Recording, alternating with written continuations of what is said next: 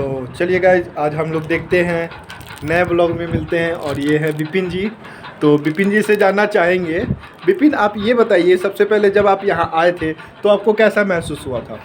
जब मैं यहाँ पर आया था तो मुझे ऐसा लगा कि मैं किस खंडहर में आ गया, लेकिन फिर धीरे धीरे चीज़ें साफ़ होती गई, हॉस्टल साफ़ होता गया और मुझे अच्छा लगने लगा। ओके। मुझे अपने घर जैसा लगता है। बिल्कुल इसमें गंदगी भी करता हूँ और गंदगी के साथ सफाई भी करनी पड़ती है खुद ही। बिल्कुल। ये जो है हमारा हॉस्टल, आप पूरे व्यू को देख सकते हैं किस तरह से है ये।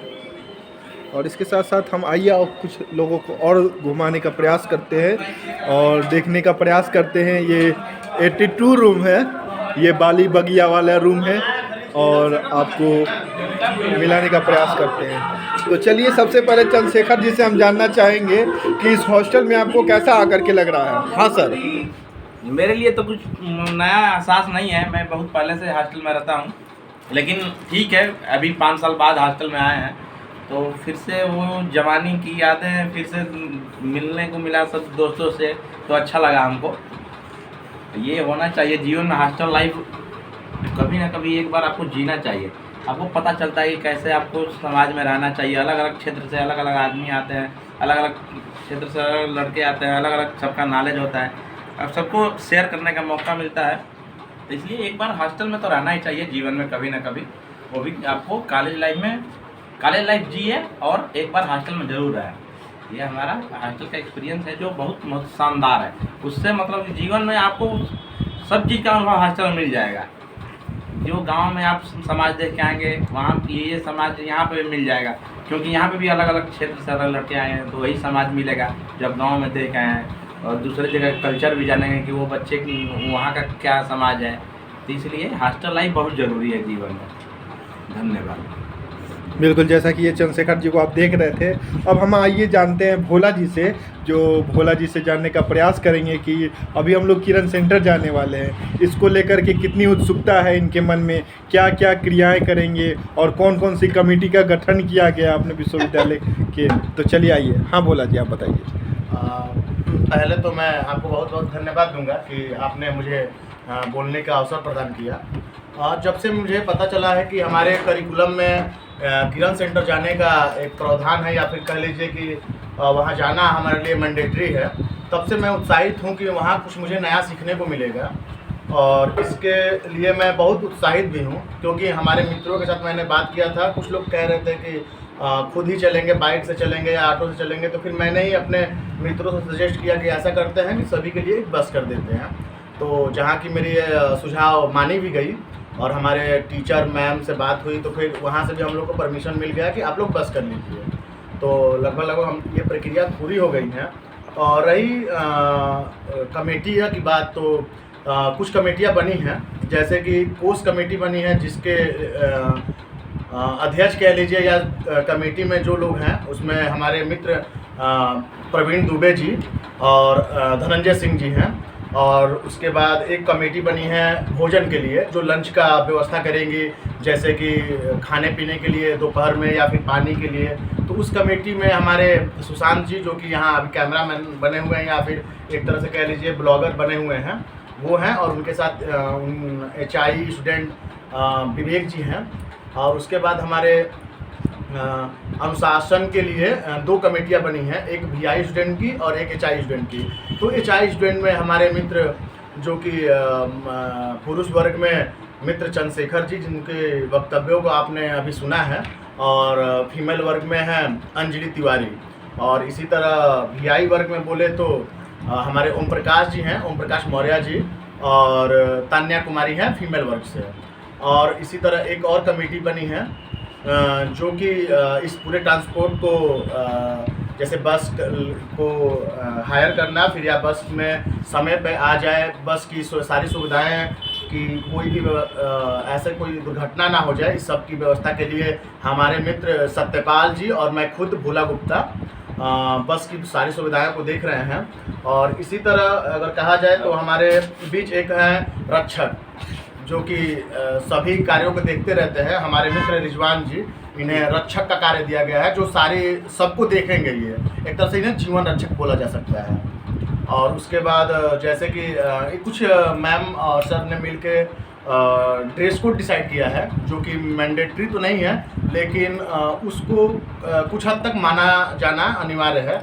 जैसे कि फॉर्मल में लड़कों के लिए, मेल वर्ग के लिए पैंट और वाइट शर्ट, अगर वाइट शर्ट किसी के पास नहीं है तो डार्क में जो भी शर्ट है आप उसको पहनिएगा। और फीमेल वर्ग के लिए कुर्ती पैजामा और क्या दुपट्टा मैंडेटरी नहीं है, बट आप अधिक से अधिक प्रयास करना है कि यही आपका पहनावा रहे, ड्रेस कोड रहे। और अगर आप कुछ और मैं कुछ बताने में चूक गया हूँ तो आप हमसे पूछ सकते हैं अगर कुछ जानना हो तो। ओके, तो हम लोग को कितना बजे का प्लान है, कितने बजे हम लोग जाएंगे, इसके बारे में थोड़ा इस वीडियो में बता दीजिए। ये जानना बहुत ज़रूरी है सभी के लिए। तो मैं बता सकता हूँ कि आपको हमें जो किरण सेंटर के टीचर्स हैं या जो वहाँ के प्रबंधक हैं, उन्होंने बोला है कि आप 9 बजे किरण सेंटर पहुँच जाइए। तो जहाँ तक हम मैम या सर डिसाइड किए हैं कि यहाँ से हमें अपने एजुकेशन फैकल्टी से 7 बजे बस से निकल जाना है। तो जो लड़के दूर से आते हैं उनको ये बताया गया है कि 6:30 बजे तक आप फैकल्टी में पहुंच जाइएगा, क्योंकि वहाँ आने के बाद भी आपको बहुत सारी व्यवस्थाएं देखनी होती है। ये लंच पैक हुआ है कि नहीं, पानी की व्यवस्थाएं हुई है कि नहीं, तो सारी व्यवस्थाओं को देखते हुए अंतिम फाइनल सारे कुछ हो जाएगा, तभी यहाँ से बस खुलेंगी। क्योंकि अगर रास्ते में किसी चीज़ की कमी पड़ जाती है, जैसे मान लीजिए मैम आज बोल रही थी कि एक मेडिकल किट भी रख लीजिएगा, जिससे कि फर्स्ट एड की व्यवस्था की जा सके। जैसे किसी न किसी स्टूडेंट को क्या कहते हैं उसको, उल्टी की समस्या होती है, तो उसके लिए दवा ले लेना, या फिर किसी को बाई चांस ऐसा हो ना लेकिन चोट लग जाती है तो उसके लिए फर्स्ट किट की व्यवस्था ज़रूरी है। और उसके बाद हमें उधर से वापस आने के लिए सर बताएंगे कि कितने बजे वापस आना है। जहाँ तक मुझे जानकारी है इतना ही जानकारी है। आप अगर और कुछ जानना चाहते हैं तो पूछ सकते हैं। Okay, thank you.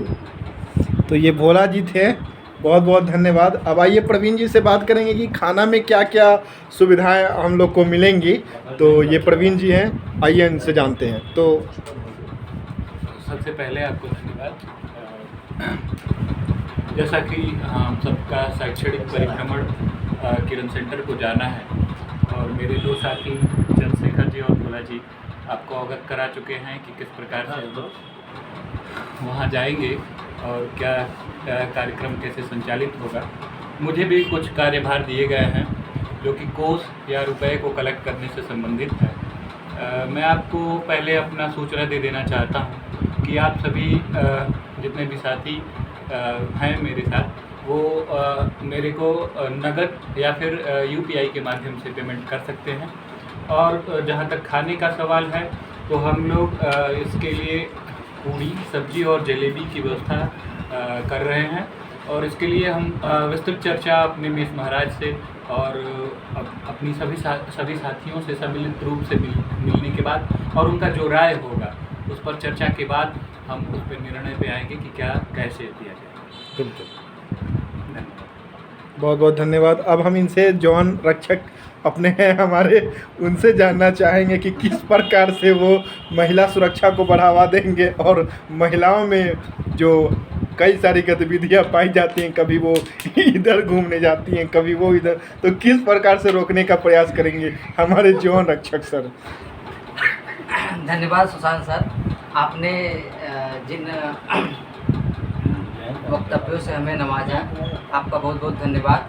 और मुझे एक स्पेशल स्क्वाड के रूप में हायर किया गया है, तो मैं जहाँ तक कोशिश करूँगा कि सबकी सुरक्षा अच्छे से रहे और किसी को कोई प्रॉब्लम ना हो, और हम लोग एक सामंजस्य बनाकर आपस में तालमेल रख के चलेंगे, किसी को परेशानी ना हो और सब लोग मिलजुल कर रहेंगे, यही हमारी कामना है। और हम लोग अधिक से अधिक यही प्रयास करेंगे कि सब लोग अच्छे से रहें। धन्यवाद। चलिए, तो ये हम लोग बस ट्रायल कर रहे थे, और ट्रायल करने के उपरांत हम लोग बस देखने का प्रयास कर रहे थे, और थोड़ा सा हम साक्षात्कार लेते हैं अपने ओमी भाई का।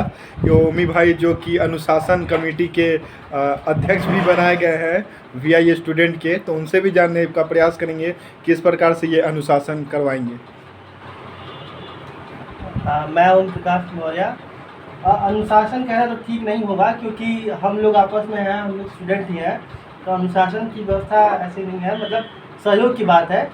क्योंकि देखिए हम BHU जैसे प्रतिष्ठित प्रतिष्ठान से जा रहे हैं कहीं विजिट करने के लिए किरण सेंटर में, तो वहाँ पे जो हमारा डेकोरम है, अनुशासन व्यवस्था है, वो सही होनी चाहिए कि नहीं लगे कि हम किसी प्रतिष्ठित कॉलेज से आ रहे हैं और वहाँ पे किसी प्रकार की कोई गड़बड़ी ना हो और सभी जो कार्य है संपन्न होना है हम लोग का वो अच्छे प्रकार से हो। इसीलिए हम लोग को ये दी गई है। मेरे साथ एक फीमेल पार्टनर है तानिया, वो हमारे साथ रहेगी। धन्यवाद। बहुत अच्छा, इन्होंने बहुत अच्छा बात कही, क्योंकि हम लोग सब लोग सहयोग के माध्यम से ही आगे जाएंगे और उसमें विजिट करेंगे, क्योंकि हम लोग सब स्टूडेंट ही हैं और जब तक किसी कार्य में हम लोग सहयोग प्रदान नहीं करेंगे तो कोई भी कार्य सफल नहीं मानी जाती है। बहुत बहुत धन्यवाद आज के लिए। फिर हम लोग अगले ब्लॉग में ज़रूर मिलेंगे।